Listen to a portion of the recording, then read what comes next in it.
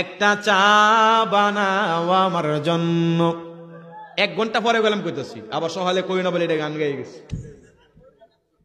কইতামনি একটা চা বানাও আমার জন্য, আদা দিও, এলাচি দিও, চিনি দিও সামান্য, একটা চা বানাও আমার জন্য। মারহাবা কই না রে যে না হযরত আলী লাগাইছে।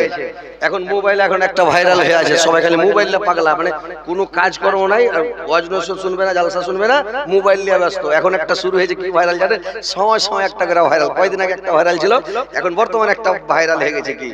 কি জানেন, একটা চা লাগাও, ভাইরাল না এটা, আদা দিও, রং দিও, চেটে দিও সামান্য, একটা চা লাগাও আমার জন্য। এখন এটা ভাইরাল আছে, কিন্তু মোবাইলে খালি এটা খুললে দেখাইছে সব এটা পাগলা আছে।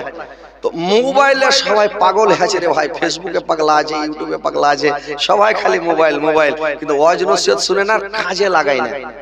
তো দেখো যে কাজটা যেটা পরকাল লামহাদুদ জিন্দেগি, যেটা হামেশা হামেশা থাকতে হবে, যেখানে সুখের দরকার, শান্তির দরকার, ওইখানটার লেগে মানুষ মানে চিন্তা ভাবনা করে না।